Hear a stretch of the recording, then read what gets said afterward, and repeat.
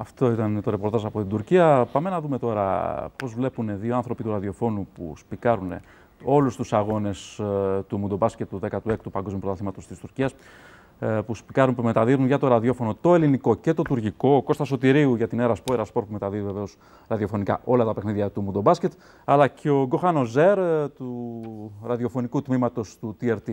Να δούμε τι θα πούνε. Βρισκόμαστε στα δημοσιογραφικά θεωρία και κοντά μας είναι οι δύο φωνές του ραδιοφώνου, οι δύο ραδιοφωνικές φωνές. Δεξιά μας ο Κώστας Σωτηρίου από την Ερασπορ και αριστερά μας ο Γκοχάνο Ζέρ από το κρατικό ραδιόφωνο, από το TRT. Ελλάδα-Τουρκία έχουμε την επόμενη αγωνιστική. Κώστα, τι μπορούμε να περιμένουμε μέσα στην Άγκυρα από ένα παιχνίδι Ελλάδα-Τουρκία και πώς είναι να περιγράψει ένα τέτοιο παιχνίδι στην πρωτεύουσα της Τουρκίας? Καλησπέρα. Δεν είναι η πρώτη φορά που μεταδίδουμε παιχνίδι Ελλάδας-Τουρκίας.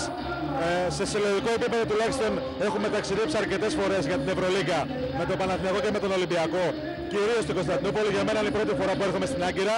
Αισθάνομαι από τα πρώτα παιχνίδια της Τουρκίας ότι το κοινό θα είναι εχθρικό, αλλά δεδομένου ότι οι σχέσεις των δύο λαών τα τελευταία χρόνια έχουν βελτιωθεί πάρα πολύ, περιμένουμε όχι ακρότητες και μάλιστα δεν είναι τυχαίο το πανό που έχουν αναρτήσει οι πελαργοί, ο σύνδεσμος, ας το πούμε, φιλάθλων της εθνικής ομάδας, που λέει ότι είμαστε γείτονες, όχι εχθροί. Και μάλιστα είναι μεταφρασμένο σε 3 γλώσσες, και στα ελληνικά και στα τουρκικά, αλλά και στα αγγλικά, για να μπορούν να το καταλάβουν όλοι. Johan, how difficult is for the radio to commentate a basketball game between Turkey and Greece, especially here in Ankara, because I think in Istanbul is different. Well, I think that this is our first radio transmission in Turkey, because commonly we do not commentate radio basketball. So this is also the very primary transmission for TRT. And for the match, yesterday there was a placard between the Greek supporters. They say that we are not enemies, we are neighbors. Yes, you are West Balkan, we are East Balkan. You are West Aegean, we are East Aegean. We have Araka, Enginaras, Keftedes, so we are very similar. So I think that will be a good match, because I know the Greek team is also focused on the success, and our supporters also would like to make very good things in Turkey, and think about the same in Oaka. If there will be a match in Oaka, also the supporters of the Greek supporters will support very good, and also in Ankara there will be the same from the Turkish side.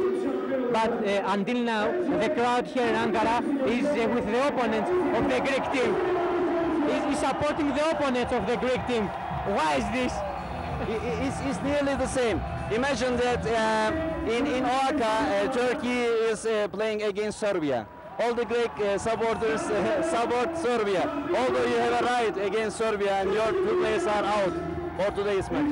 So the tension will be high, but I think that the neighbors will still the same, because in the court is different, but outside is different. Actually, my grandmother is from Thessaloniki. Ένα γήπεδο καινούργιο εδώ στην Άγκυρα με φοβερή ακουστική. Έχουμε δει ότι όταν γεμίζει έχει φοβερό θόρυβο. Δεν ξέρω τι μπορούμε να περιμένουμε και πόσο μπορεί να ακουστεί η ραδιοφωνική περιγραφή σε ένα παιχνίδι Τουρκία-Ελλάδα μέσα εδώ.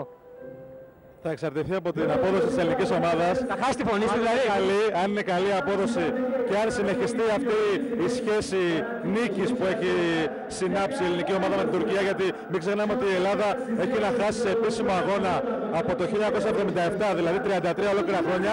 Έχουμε υποστεί κάποιες ήττες σε μεσογειακούς αγώνες και βαλκανικούς, αλλά τους κερδίσαμε και πέρσι στην Πολωνία και το 2005 και το 2003 στον Μπουρός και στη Χερόνα το 1997. Έχουμε λοιπόν πολλές νίκες επί της τουρκικής ομάδας, η οποία, αν δούμε το καθαρά αγωνιστικό, αν εξαιρέσουμε 3 παιδιά που δεν ήταν πέρυσι στην Πολωνία, ο κορμός είναι ίδιος, όπως και ο ελληνικός κορμός είναι ίδιος. Άρα, ακόμα και μέσα στην Άγκυρα, αν πιάσει τα στάνταρ της απόδοσης της ελληνική ομάδα, μπορεί να κερδίσει και να απογειώσει και εμένα. Ευχαριστούμε πολύ. Thank you both of us. Good start to the commentator of the Greek and the Turkey match. And I would like to say the last thing, that I am very happy to see all my Greek friends here. Welcome to Turkey again. And one of my Greek friends is here, Panayotis Philippou, and one is Botsas. Panayotis Botsas is editing, happy editing Botsas. Be sure that we are all friends, and don't forget, everybody has got one mother. Greek one mother, Turkish one mother. We are all the same. Thank you very much. Αυτό το τελευταίο μήνυμα για τον αρχισυντάκτη μας Παναγιώτη Μπότσα, ελπίζω να το έλαβε. Αυτά λοιπόν από τους δύο ραδιοφωνικούς συναδέλφους. Λοιπόν, για το παιχνίδι αύριο, σίγουρα είναι ένα σημαντικό παιχνίδι, αλλά δεν είναι και το τέλος του κόσμου. Έτσι. Όχι, δηλαδή, όχι, σίγουρα έχει πολύ δρόμο. μας δίνει ένα βαντάζ. Έχει πολύ δρόμο. Και δεν ξέρεις και πώς θα έρθουν οι άλλοι όμιλοι. Ακριβώς. Και επειδή βλέπουμε και εκπλήξεις και αυτά, είδε στην Ισπανία, είδε στην Σερβία. Εντάξει, μας δίνει ένα βαντάζ, ωραία, όλα καλά, αλλά δεν είναι και το τέλος του κόσμου. Σίγουρα. Και μην επικεντρωθούμε εκεί και. Ακριβώς. Βέβαια. Γιατί μετά υπάρχουν και άλλα δύο παιχνίδια που μπορεί να φαίνονται αδύναμα. Αλλά η ακτή ελεφαντοστού σίγουρα είναι. Στην ακτή ελεφαντοστού θα πάρουν πιστεύω όλοι οι εμπειρίες. Ας πούμε και αυτά τα παιδιά που δεν παίζουν χρόνο. Ακριβώς. Αλλά η Ρωσία δεν είναι. Ναι, η Ρωσία είναι μια ομάδα και αυτή από τις περίεργες, αυτά που λέγαμε προηγουμένως με Βραζιλία κτλ. Και σίγουρα δεν τα παρατάνε τα παιδιά. Λοιπόν, εδώ υπάρχει ένα τουρνουά που έχει πόσα παιχνίδια θα είναι, 8, 9, πόσα βγαίνουν. Έχει δρόμο. Εντάξει, είναι ένα σημαντικό παιχνίδι, μακάρι να κερδίσουμε για πολλούς λόγους και κυρίως για βαθμολογικούς, αλλά υπάρχει συνέχεια.